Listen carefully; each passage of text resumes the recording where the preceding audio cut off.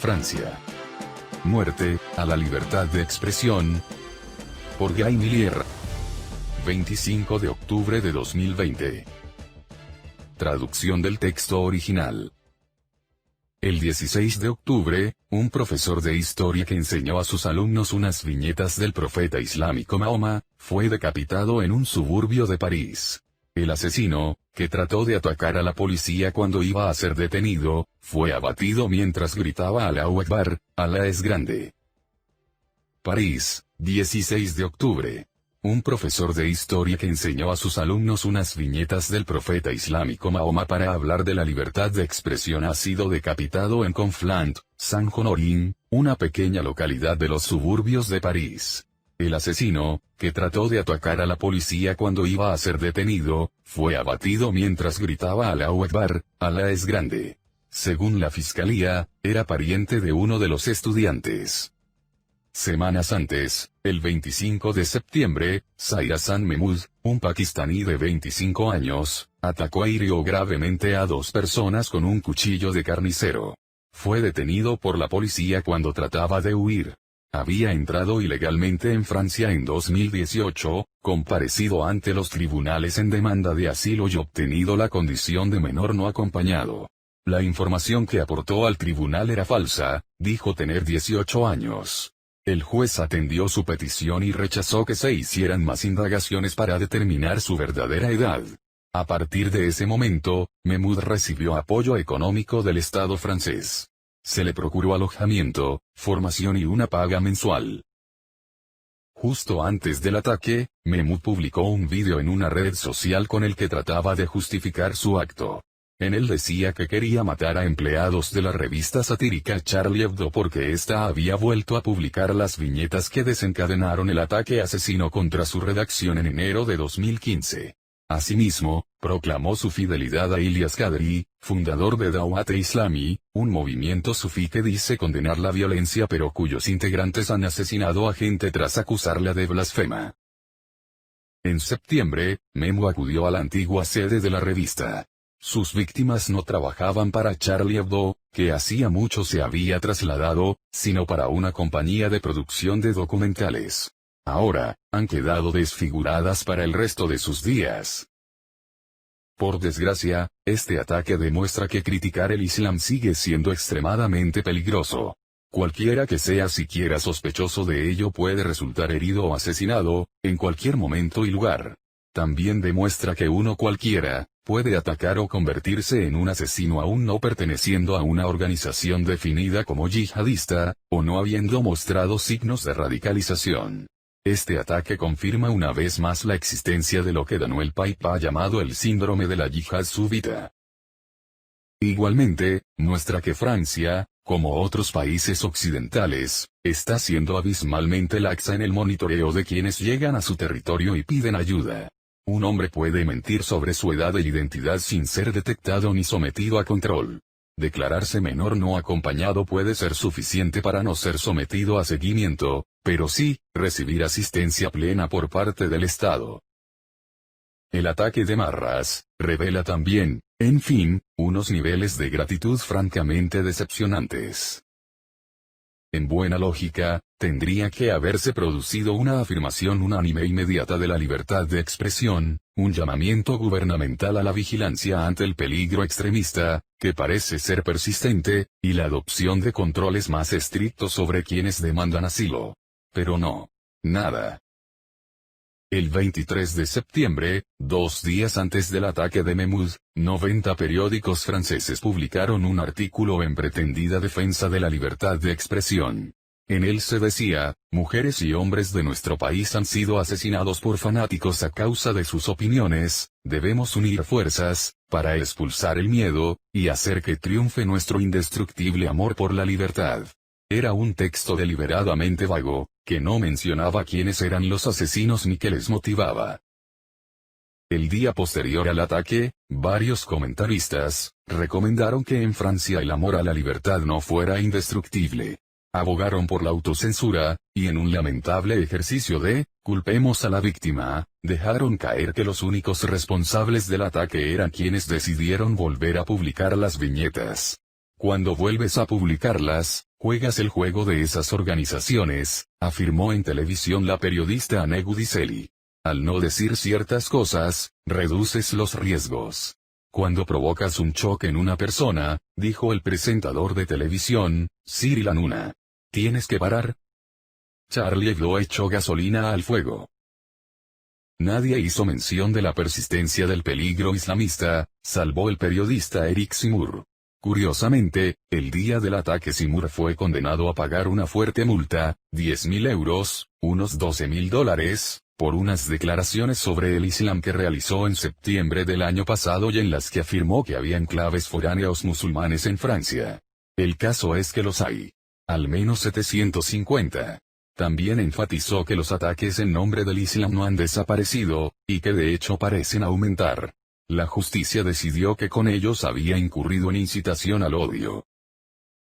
Tras el ataque cuchillero, nadie ha pedido un refuerzo de los controles sobre los demandantes de asilo, salvo, de nuevo Zemmour, que dijo que la presencia de menores no acompañados y no sometidos a control en territorio francés es un problema muy grave, y que no debemos seguir acogiéndolos, hasta que no se impongan controles drásticos.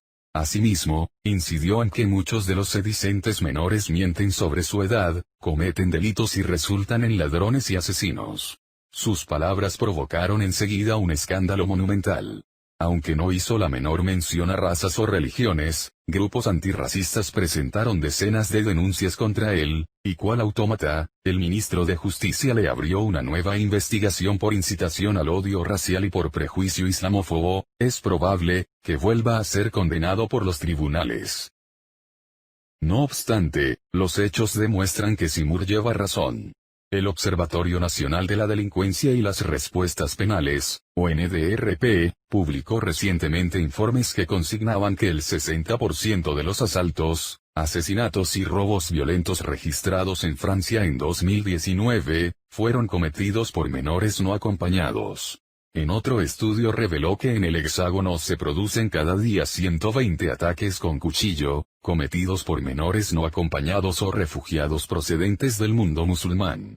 Por otro lado, el Directorio General para la Seguridad Interior, DGSI, informó hace unas semanas, que desde enero de 2015 se han frustrado 59 ataques islamistas. Ataques a los que, por tanto, hay que añadir los no frustrados contra Charlie Hebdo y el supermercado Kosher, la matanza de la sala Bataclan, el asesinato de Arnaud Beltrán, que recibió una bala por proteger a otras personas, el del padre Jacques Hamel, el de unos escolares en Toulouse, el de varios ancianos judíos en París y el de al menos 84 personas que contemplaban unos fuegos artificiales en Niza. Todos ellos fueron perpetrados por musulmanes franceses o musulmanes con residencia legal en el país. La legislación francesa posibilita que prácticamente, cualquier cosa, sea considerada incitación a la discriminación, el odio o la violencia contra una persona o un grupo de personas por su origen o su pertenencia a un grupo étnico, nación, raza o religión. Una organización de jueces abiertamente marxista, el Sindicato Judicial, Syndicat de la Magistrature, ha cobrado gran influencia y recurre a leyes en vigor para suprimir cualquier crítica al Islam o a la inmigración.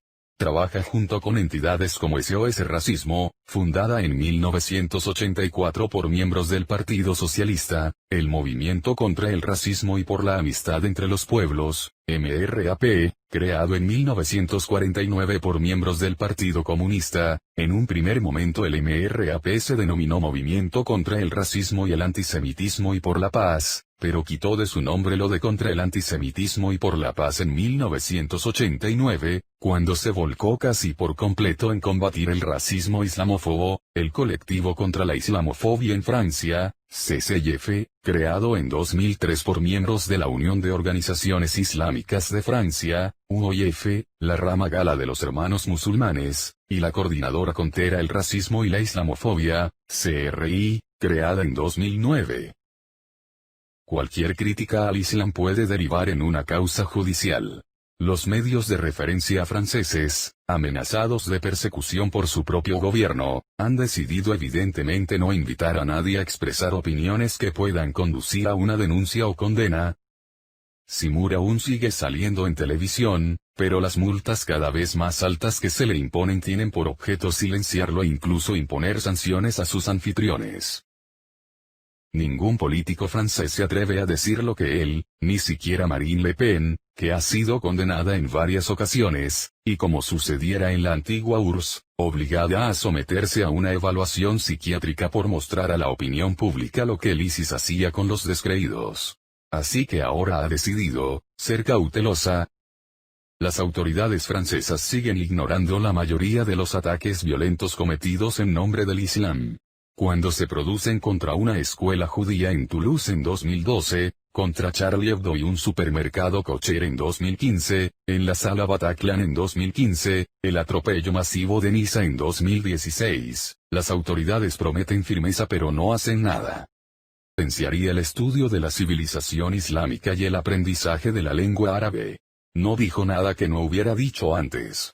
Hace 8 meses, el 18 de febrero, pronunció un discurso idéntico en Alsacia. Ibrahim Munir, portavoz de la Hermandad Musulmana en Europa, acusó a Macron de herir los sentimientos de más de 2.000 millones de musulmanes y de actuar deliberadamente para incitar a los musulmanes a abandonar su fe. Las creencias de la Hermandad Musulmana han podido siempre sobreponerse a los hierros de los regímenes que recurren a abusos ilegales e inhumanos para distorsionar nuestro credo, añadió. Manon Aubry, diputada de la izquierdista Francia Rebelde, comentó que Macron está obsesionado con estigmatizar a los musulmanes. Marine Le Pen, líder de Agrupación Nacional, declaró. Macron omitió ciertos puntos, probablemente de manera deliberada. No dijo nada sobre el terrorismo, ni sobre la inmigración. Y añadió, que la inmigración masiva es un vivero para el comunitarismo, empoderar a grupos antes que a los individuos, que a su vez es el vivero del fundamentalismo islámico. La periodista Céline Pina comentó que Macron no habló de la situación de los demandantes de asilo. Una vez más, escribió, Macron se niega a afrontar las causas de los problemas que padece Francia. El gobierno combate el terrorismo pretendiendo no ver el vínculo entre la propaganda del Islam político y la proliferación de actos violentos. Por su parte, el columnista Iván Rioufol escribió que las medidas por las que aboga Macron no se corresponden con la urgencia de la amenaza. Jean Messia, alto funcionario de origen copto y miembro de Agrupación Nacional, advirtió de que el Islam no pretende separar sino conquistar. Y añadió que hablar de un Islam de Francia, disociado del Islam propiamente dicho no tiene sentido. Como enfatizó correctamente el presidente turco, Recep Tayyip Erdogan, no hay un Islam extremista, y un Islam moderado, el Islam es el Islam y punto. Además, Messia adujo que reforzar la enseñanza de la civilización islámica no es una prioridad en un momento en que tantos jóvenes franceses no saben qué es la civilización francesa, y que potenciar la enseñanza del árabe no hará sino alimentar la sustitución cultural. Francia es ya el país europeo con más población musulmana, unos 6 millones de personas, o prácticamente el 10% de la población del país. Cada año, son miles los individuos procedentes del mundo musulmán que llegan a Francia. La mayoría de los musulmanes del país, residen en barriadas musulmanas, de las que han huido la mayoría de los no musulmanes.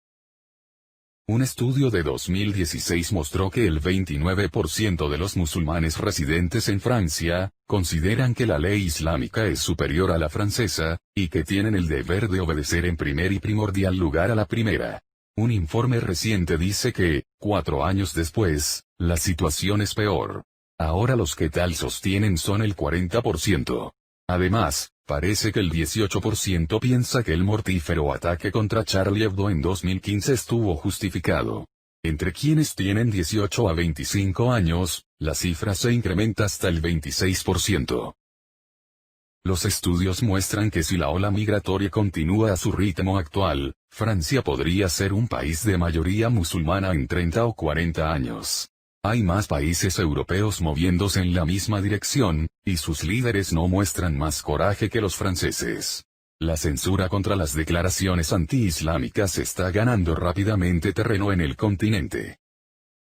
Abdelaziz Chambi, director de la Coordinadora contra el Racismo y la Islamofobia, declaró recientemente, los datos muestran que Francia será musulmana en unas pocas décadas, el Islam es la segunda religión, la segunda comunidad, y aquellos a los que no les guste el Islam deben marcharse de Francia. Al final del discurso que le valió la condena judicial del 25 de septiembre, Seymour dijo a los franceses, hacéis bien en tener miedo. En estos momentos se está juzgando en París a quienes atacaron Charlie Hebdo, y el supermercado Kocher en 2015. Ahora bien, el juicio en buena medida carece de sentido. Todos los terroristas están muertos. Los acusados son gente que les procuró armas o refugio. Tienen fácil decir que no sabía a quiénes estaban alojando o para qué se iban a emplear las armas. Incluso han dicho que no saben nada de la yihad. Comentando unas informaciones que decían que el juicio ha desencadenado protestas en toda Francia, con miles de manifestantes clamando contra Charlie Hebdo y el gobierno francés, el jurista y comentarista norteamericano John Inderaker escribió, cuando miles de personas se manifiestan contra la persecución de unos presuntos asesinos, sabes que tienes un problema. El pasado día 9, Macron anunció que había conseguido la liberación de una mujer a la que había sido secuestrada en Mali, por un grupo yihadista. La liberación, se obtuvo a cambio de un rescate de $12 millones y de la liberación de 200 yihadistas, ya prestos a combatir contra los soldados franceses. La rehén, Sophie Petronin, una trabajadora humanitaria de 75 años, afirmó haberse convertido al Islam, que su nombre actual es Miriam y que quiere regresar pronto a Mali para vivir entre yihadistas. Y que entiende por qué combaten contra el ejército francés. Francia está oficialmente en guerra contra los yihadistas allí. Por lo visto, Macron tiene una manera bastante estrafalaria de librarla.